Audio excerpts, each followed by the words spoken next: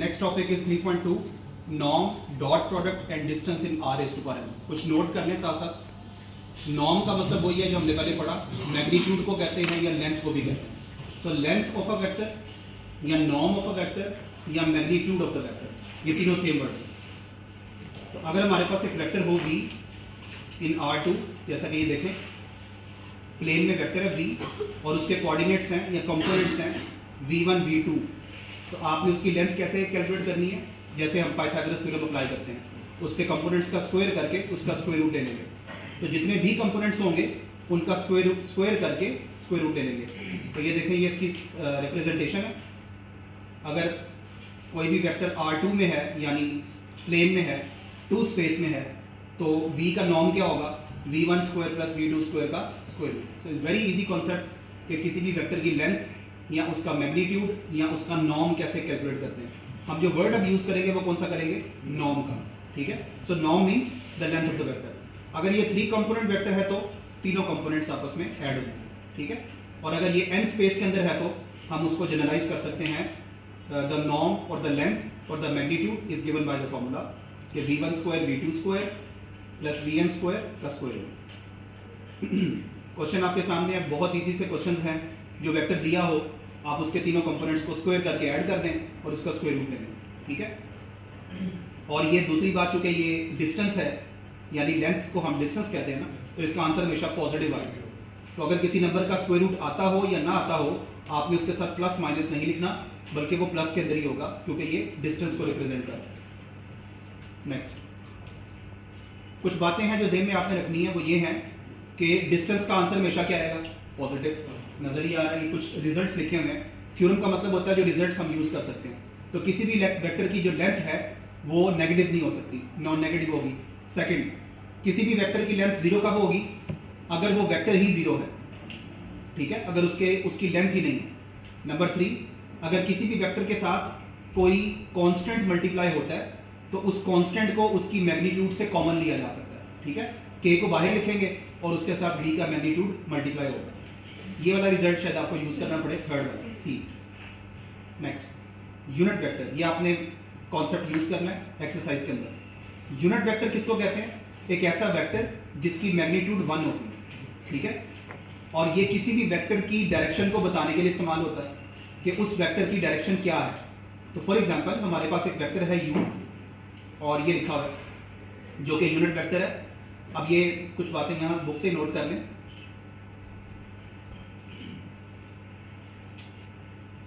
A vector of norm 1 is called a unit vector. Unit का मतलब ही basically 1 होता है। Unit means 1। तो ऐसा वेक्टर जिसकी लेंथ क्या होगी? 1, उसको हम क्या कहते हैं? Unit vector. और अगर हमने किसी भी वेक्टर की डायरेक्शन में यूनिट वेक्टर निकालना है तो ये उसका फॉर्मूला है। ये आप लोग नोट कर लें formula. So this is a unit vector in the direction of v। ये लिख लें अपने पास एज अ टॉपिक। u, बल्कि ऐसे लिखें, अ unit vector in the direction of v। A unit vector u in the direction of vector v। तो उसका formula note कर लें, उसकी मैग्नीट्यूड निकालेंगे v की और 1 over magnitude of v into the vector v। तो ये आपने ध्यान में रखना है। लेकिन कभी कभार आपको वो क्वेश्चन पूछेगा, जैसा कि एक्सरसाइज के अंदर क्वेश्चन भी दिया हुआ है कि आपने इसकी ऑपोजिट डायरेक्शन में भी यूनिट वेक्टर निकालना है। तो मैंने भी आपको क्या इसकी हेडिंग लिखवाई है? Unit vector in the direction of v। अब इसी के साथ देखिए, क्योंकि क्वेश्चन एक्सरसाइज में दिया हुआ है unit vector in the opposite direction of v। In the opposite direction, ये बहुत जरूरी है। यूनिट वेक्टर u, वैसे यूनिट वेक्टर के लिए हम कैप भी यूज करते हैं। Unit vector u in the opposite direction of vector v। तो इसका फॉर्मूला क्या है? सिर्फ और सिर्फ नेगेटिव साइन का फर्क है। -1 ओवर v का norm into the vector v। ठीक है, बुक के अंदर जो चीज बोल्ड की हो वो वेक्टर को रिप्रेजेंट कर रही है।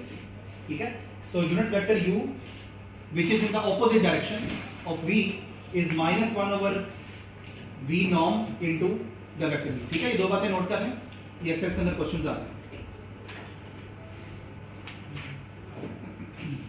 आगे है नॉर्मलाइजेशन ऑफ अ वेक्टर। तो नॉर्मलाइज का मतलब होता है आपने उस वेक्टर की डायरेक्शन में यूनिट वेक्टर कैलकुलेट करना है। ठीक है, तो ये एग्जैक्ट वही बात ही है। ये क्वेश्चन बल्कि देख ही ले ताकि आपको पता हो एक्सेस के कैसे करने हैं। Find the unit vector u that has the same direction as v is equal to 2 2 1। तो सेम डायरेक्शन का मतलब क्या है कि आपने ये नेगेटिव साइन यूज नहीं करना, ये होगा। ठीक है, तो क्वेश्चन देख लें, आसान से क्वेश्चन हैं। v vector is given 2 2 -1। इसका नॉर्म कैसे कैलकुलेट किया? 2 का स्क्वायर प्लस 2 का स्क्वायर प्लस -1 का स्क्वायर, और इनका स्क्वायर रूट लेंगे तो 3 आ जाएगा। तो फार्मूला क्या था u का? u का फार्मूला था 1/नॉर्म of v into v vector. तो यहाँ से ये देखें हमारे पास क्या आ जाएगा, u इज इक्वल टू 1/3, और इसके आगे हमने वेक्टर v लिख दिया और वेक्टर v के कंपोनेंट्स को क्या किया, 3 पे divided. So this is a unit vector in the direction of v। अगर आप इसकी मैग्नीट्यूड कैलकुलेट करेंगे तो ये 1 आनी चाहिए अगर आप अपना आंसर क्रॉस चेक करना है। इसे लिखा हुआ है कि as a check you may want to confirm that the norm of u is equal to 1। उसके बाद ये सबसे इंपॉर्टेंट बात है जो आपने ज़हन में रखनी है कि हम x axis, y axis, z axis के अलोंग भी यूनिट वेक्टर्स को लेते हैं और वो स्टैंडर्डाइज हैं। वो स्टैंडर्डाइज कैसे हैं? इस तरफ करना। स्टैंडर्डाइज कैसे हैं कि जो वेक्टर x एक्सिस की डायरेक्शन में होगा, यानी इसकी डायरेक्शन को शो करता है, उसको हम i से रिप्रेजेंट करते हैं। जो y एक्सिस की डायरेक्शन में होता है उसको j से रिप्रेजेंट करते हैं। ठीक है, और अगर हम 3D की बात कर रहे हैं तो हम इसी को z एक्सिस की तरफ ले जाते हैं विच इज k। लेकिन जैसे ही बात इनसे आगे जाती है इनटू n डायमेंशन, तो फिर हमने ये i, j और k यूज नहीं करना। बस ये बात छोटी सी याद करनी है। देन हम क्या यूज करेंगे, e1, e2, e3, और इनके ऊपर आई थिंक कैप इधर नहीं लिखे हुए, चूंकि हम चूंकि बोल्ड नहीं करेंगे तो आप कोशिश करें कि क्वेश्चंस करते हुए यूनिट वेक्टर को कैप के जरिए रिप्रेजेंट करें ताकि याद रहे कि these are the unit vectors. तो अगर हमारे पास 2 डायमेंशन है या 3 डायमेंशन है तो इन वेक्टर्स के नाम हैं i, j और k। ठीक है, तो किसी भी वेक्टर को इन वेक्टर्स की फॉर्म में लिखा जा सकता है। फॉर एग्जांपल अगर आपसे ये कहा गया हो कि ये v वेक्टर है, ये देखें यहाँ पे ध्यान करें, v वेक्टर है कितनी डायमेंशन में है, ये n डायमेंशन में, तो इसके कंपोनेंट्स हैं v1 से vn। तो जब आपने इसको वेक्टर फॉर्म में लिखना है तो कैसे लिखना है, v1 के साथ e1 आ जाएगा। ये e1 क्या चीज है, किसी को कोई बता सकता है? Unit vector in the direction of x axis. यानी ये जो i है जो मैंने बताया, जब हमारे पास डायमेंशन 3 से ज्यादा हो जाएंगी तो फिर वो क्या बन जाएगा, e1, और वो उसके बाद e2, e3, और जितनी डायमेंशंस होंगी वहां तक हम पहुंचेंगे। तो ये एक फार्मूला आपको पता होना चाहिए। और ये देखने एग्जांपल्स इसकी ये ज़्यादा यूज़ होती हैं 3D के अंदर। तो ये क्या है, ये 2 3 4, this is a vector in 3D। अब चूंकि ये 3D के अंदर है तो इसको कैसे लिखेंगे, 2i - 3j + 4k। बात सबको समझ आ रही है? ये छोटे छोटे नोट्स जो है ना, ये साथ साथ आप बनाते हैं। और अगर ये देखें यही चीज़ अगर 4D में चली गई तो क्या करेंगे हम, अब हमने i, j और k यूज़ नहीं करने, तो अब इनकी जगह पे ही 7 के साथ i नहीं आएगा बल्कि e1 आ जाएगा। तो i की जगह पे e1, e2, e3 और e4। तो i, j, k सिर्फ 3D तक रहेंगे।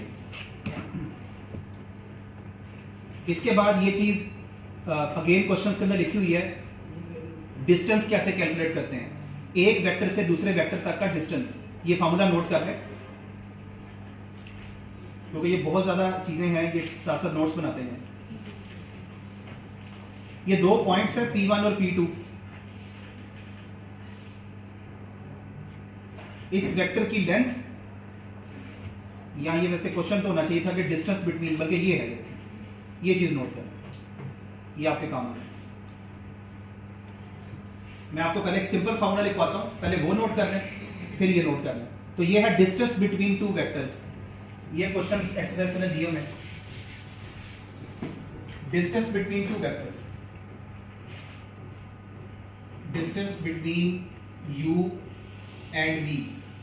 तो सपोज करें कि u इक्वल है, यहां पे दिया हुआ है u1 से un तक, मैं इसको शॉर्ट कर रहा हूं u1, u2, ताकि पहले हम सिंपल फॉर्मूला लिखते हैं। 2 वेक्टर्स हैं, एक है u1, दूसरा है u, एक वेक्टर है v which is v1, v2, और इनके दरमियान जो डिस्टेंस है उसको हम किससे रिप्रेजेंट करते हैं, d के साथ, d of u comma v is equal to इन दोनों के कंपोनेंट्स का डिफरेंस u1 माइनस v1 या v1 माइनस u1, सेम बात, कोई डिफरेंस नहीं। सो u1 माइनस v1 टू के स्क्वायर है ना, तो इसलिए कोई फर्क नहीं पड़ेगा, प्लस u2 माइनस v2 का स्क्वायर, इसको ऐसे लिख लें। तो first formula should be of 2d, next अगर होता तो 3d। बुक में किसका लिखा हुआ है, n स्पेस के लिए लिखा हुआ है, ठीक है। तो अगर उसके n कंपोनेंट्स हैं तो आपने कोरस्पॉन्डिंग कंपोनेंट्स को माइनस करके स्क्वायर करना है और उसका स्क्वायर रूट लेना है। ये बिल्कुल तकरीबन वैसे ही है जैसे हम वेक्टर की लेंथ यानी नॉर्म की बात कर रहे थे, ठीक है। कि तमाम कंपोनेंट्स को स्क्वायर करके ऐड करेंगे और उसका स्क्वायर लेंगे, स्क्वायर रूट लेंगे। और इसी तरीके से ये सिंबल भी नोट कर लें, डिस्टेंस बिटवीन टू वेक्टर्स का मतलब होता है just like we are talking about u minus v की मैग्नीट्यूड। आप इस चीज का आंसर निकालें या डिस्टेंस का आंसर निकालें, सेम ही होगा। एक एग्जांपल देख लें साथ ही, ये किस स्पेस के अंदर दिए हुए वेक्टर्स u और v, ये कौन सी स्पेस में, 4 स्पेस में, ठीक है, 4D में है। तो इनके डेलीवेंट कंपोनेंट्स को माइनस करके उसका स्क्वायर किया और उसको ऐड किया। सबको समझ आ रही है ना, ये कोई नई चीज नहीं है, बस ये बहुत ज्यादा चीजें हैं छोटी छोटी। अब सबसे इंपॉर्टेंट कॉन्सेप्ट अगेन आपने ये इंटर में पढ़ा हुआ है, which is the last topic now, dot product of two vectors. दो तरह के प्रोडक्ट्स होते हैं। अगर हमने दो वेक्टर्स को मल्टीप्लाई करना है तो दो ऑप्शन है हमारे पास। एक, अगर हम उनको मल्टीप्लाई करते हैं तो स्केलर आंसर आएगा, नंबर। एक, अगर हम उसको दोनों को मल्टीप्लाई करते हैं तो वेक्टर आंसर में आएगा। और दोनों के आपने नाम पढ़े होंगे, स्केलर प्रोडक्ट और दूसरा वेक्टर प्रोडक्ट, ठीक है। जो हमारे पास स्केलर प्रोडक्ट है उसी को कहते हैं हम डॉट प्रोडक्ट। तो अगर दो वेक्टर्स को इस तरीके से मल्टीप्लाई किया जाए कि उनका आंसर एक स्केलर आए तो उसको क्या कहते हैं, स्केलर या डॉट प्रोडक्ट। बुक के अंदर आई थिंक डॉट का वर्ड यूज किया गया होगा, आपने जो कि स्केलर भी पढ़ा हुआ है तो स्केलर को नोट कर लें साथ ही, ठीक है। इसका फार्मूला क्या है, u डॉट v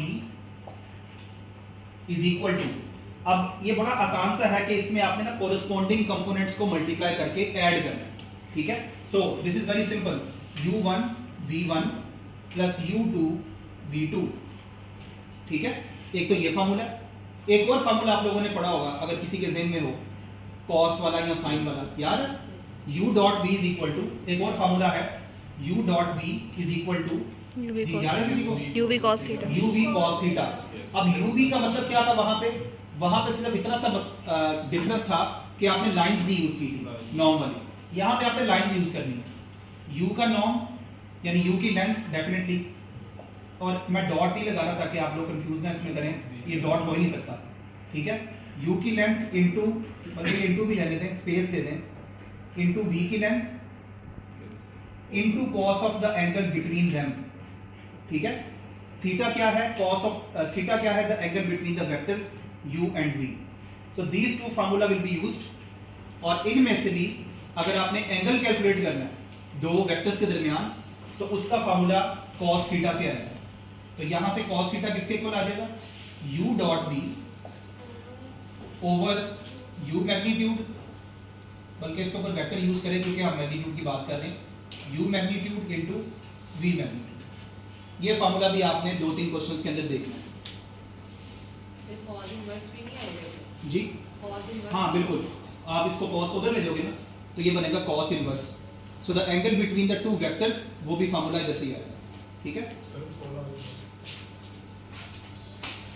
ये एग्जांपल्स हैं हमारे पास एंगल बिटवीन टू वेक्टर्स की, theta. So theta can be acute, acute किसको कहते हैं, जो एंगल 90 से छोटा हो।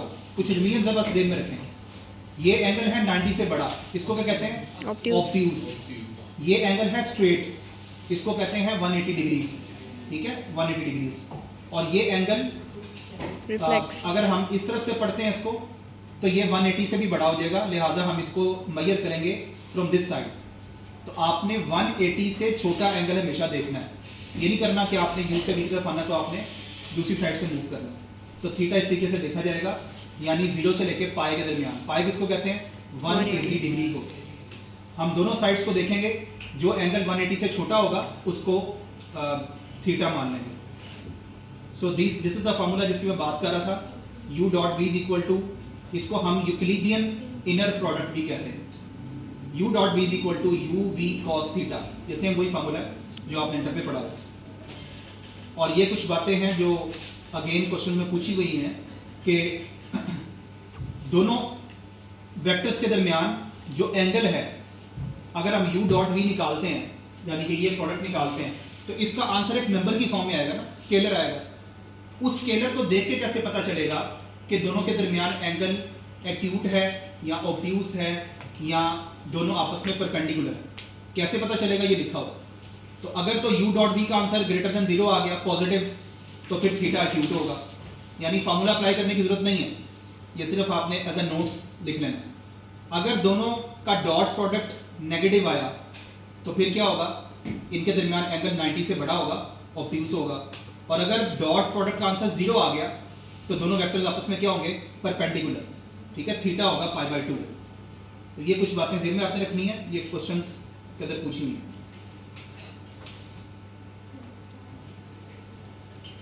बाकी ये वाली बात मैंने बता दी है कि अगर हमारे पास दो वेक्टर्स हों तो उनको टू स्पेस के अंदर मल्टीप्लाई कैसे किया जाता है, ये फार्मूला मैंने ये लिख दिया, ठीक है। आपने कोरस्पॉन्डिंग कंपोनेंट्स को आपस में मल्टीप्लाई करना है, u1 v1 u2 v2। तो ये सारे जो हमने फार्मूला अभी देखे हैं, इसके मुताबिक ये पूरी एक्सरसाइज सॉल्व होनी है। हाँ, ये कुछ प्रॉपर्टीज हैं, डॉट प्रोडक्ट के अंदर जगह चेंज करने से कोई फर्क नहीं पड़ता, u डॉट v करें या v डॉट u करें। आपको पता है कि दो कांस्टेंट अगर मल्टीप्लाई हो रहे हैं, 5 इंटू 6 करें या 6 इंटू 5 करें, सेम आंसर आता है, राइट।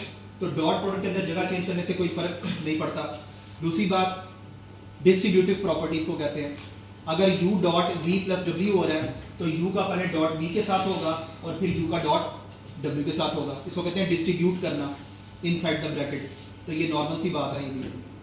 ये दो चीजें हैं, u डॉट v, ये भी कांस्टेंट है और ये भी कांस्टेंट है। तो इस कांस्टेंट को आप चाहे यहां मल्टीप्लाई करें u के साथ या v के साथ मल्टीप्लाई करें, इससे कोई फर्क नहीं पड़ेगा।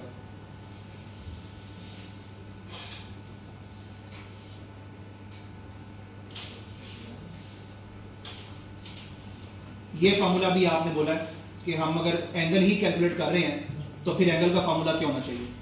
तो मैंने यहाँ पे एंड किया था इसको cos थीटा पे। आपने क्या करना है एंगल के लिए? cos को उधर ले जाना है, cos इनवर्स बनेगा और साइंटिफिक कैलकुलेटर के बगैर ये सॉल्व नहीं होगा। और आपका साइंटिफिक कैलकुलेटर जो है वो रेडियंस में होना चाहिए, उसके ऊपर R होना चाहिए। ये चीज चेक कर लेंगे।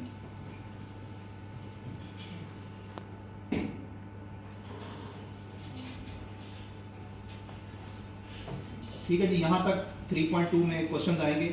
एक दफ़ा क्वेश्चन देख लेते हैं जी। Find the norm of v and a unit vector that is oppositely directed to v। जी, एनीवन? पहले तो नॉर्म बताएं v का। फॉर एग्जांपल 1a क्वेश्चन है,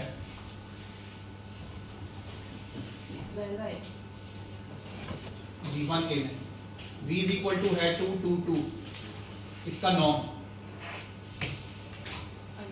जी स्क्वायर रूट ऑफ, एक दफा स्टेप लिख लेते हैं, 2 स्क्वायर 2 स्क्वायर 2 स्क्वायर, ठीक है, 4 + 4 + 4 which is equal to square root of 12। ये हो गया unit vector, sorry the magnitude of the vector v। Magnitude या वेक्टर की लेंथ या नॉर्म, एक ही बात है। सेकंड क्वेश्चन क्या है? A unit vector that is oppositely directed to v। तो वो क्या, उसका फार्मूला क्या था जो मैंने अलग से लिखा है, ठीक है, माइनस में। So the required unit vector, क्योंकि ये काफी लंबी लाइन है, the required unit vector is unit vector v is u is equal to -1 over v की मैग्नीट्यूड या नॉर्म इनटू v वेक्टर, ठीक है। So this is equal to simply -1 over, ये आ जाएगा स्क्वायर रूट ऑफ 12 और v vector क्या है 2 2 2। अब ये चीज ध्यान में रखें कि कुछ क्वेश्चन सिंपलीफाई होते हैं, जिस वजह से मैं ये क्वेश्चन करवा रहा हूं। Square root of 12 can be written as 4 × 3 और 4 का स्क्वायर रूट क्या होता है 2। तो देखा जाए तो इसको 2 × स्क्वायर रूट 3 भी लिखा जा सकता है। अगर आपको ये चीजें नहीं आती, मैं दोबारा क्या है साइंटिफिक कैलकुलेटर, आप सिंपली इस पर लिखें स्क्वायर रूट 12, उसको इक्वल कर दें, उसको ये शो करना चाहिए। उसका फायदा ये होगा कि नेक्स्ट स्टेप के अंदर जब आप इसको ये लिखेंगे 2 × स्क्वायर रूट 3 और आगे ये वेक्टर लिखा होगा, तो जब ये हर कंपोनेंट के साथ मल्टीप्लाई होगा तो क्या होगा, ये 2 से कैंसिल होता है, ठीक है। तो ये फाइनल जो आंसर आपका आना चाहिए वो होना चाहिए 1/√3, 1/√3, 1/√3। तो बस यही एक चीज थी जिसके से मैंने क्वेश्चन करवाया कि अगर सिंप्लीफिकेशन पॉसिबल है तो वो लाजमी करेंगे, ठीक है। सॉरी, हाँ जी, माइनस आना चाहिए।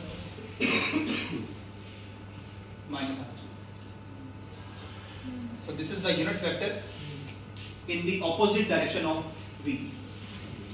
नेक्स्ट एक दो क्वेश्चन देख लें, बस यही एक चीज थी इंपॉर्टेंट जो आपको पता होनी चाहिए। इवेल्युएट द गिवन एक्सप्रेशंस, बस भी क्विकली जरा एक दफा गो थ्रू कर लेते हैं, उसके बाद आप क्वेश्चन स्टार्ट कर दें। क्वेश्चन जो आपने करने हैं 16 लिखे हैं, ठीक है, 16 तक करने एक दफा दे लेते हैं, गो थ्रू कर लेते हैं। Evaluate the given expression with u, v and w, ये कर लेंगे, समझ आ रही है ना। u प्लस v का नॉर्म कैसे होगा, पहले u और v को ऐड करना है, तो u और v ऐड कैसे होंगे, फर्स्ट कंपोनेंट में फर्स्ट कंपोनेंट ऐड करना है, ठीक है, सेकंड में सेकंड, थर्ड में थर्ड, कोई मुश्किल बात नहीं है इसमें। Evaluate the given expression with these vectors, again आपने पहले जो नॉर्म के अंदर वेक्टर है ये वाला, ये इवैल्यूएट करना है और फिर उसका नॉर्म कैलकुलेट करना है। नेक्स्ट 7th क्वेश्चन, ये अच्छी स्टेटमेंट लग रही है इसकी। v is equal to a vector in 4D, find all scalars k such that k into v norm is equal to 5। जी आप में से कोई बता सकता है ये कैसे करेंगे? जी उसको देखते हुए पहले आपने क्या कैलकुलेट करना है, जो चीज नॉर्म के अंदर होती है, नॉर्म के अंदर क्या लिखा हुआ है kv, तो ये देखें kv कैलकुलेट करना है, kv क्या बनेगा -2k, 3k, 0 और 6k। सब लोग बात फॉलो कर रहे हैं? मतलब आप जो चीज नॉर्म के अंदर है आपने पहले वो कैलकुलेट करनी है। अब according to the given condition इस वेक्टर का जो नॉर्म है वो किसके इक्वल है, 5 के, तो इसी का नॉर्म कैलकुलेट करना है। सो इसी वेक्टर का जो नॉर्म है k into v norm is equal to square करके ऐड करना है, मैं डायरेक्टली कर रहा हूँ, -2k का स्क्वायर 4k स्क्वायर, ये हो जाएगा 3k स्क्वायर, ये तो 0 रहेगा 9k स्क्वायर, 9k स्क्वायर और ये 36k स्क्वायर, ठीक है। ये कितना बनेगा टोटल, 36 और 9 45 और 4 49, ये आ गया 49k स्क्वायर और ये आ जाएगा 7k। अब ये जो 7k है किसके इक्वल गिवन है, 5k। This is the given condition कि ये जो नॉर्म है ये किसके इक्वल है, 5k। अच्छा इसके साथ बल्कि प्लस माइनस भी लगा लें क्योंकि स्क्वायर रूट के अंदर हमें नहीं पता कि k क्या चीज है। तो ये जो k का जो k इंटू वी नॉर्म है ये किसके इक्वल है, 5k, और इसका आंसर क्या है +7k। तो यहां से जो k की वैल्यू आई वो आ गई +/5/7। तो ये कंडीशन तब सेटिस्फाई होगी इफ k इज ईदर 5/7 और -5/7, क्योंकि कांस्टेंट है, हमें नहीं पता कि कौन सी वैल्यू लेगा। अगर इसमें k ना होता तो हम नॉर्म की सिर्फ पॉजिटिव वैल्यू कंसीडर करते हैं। क्लियर है सबको? यहाँ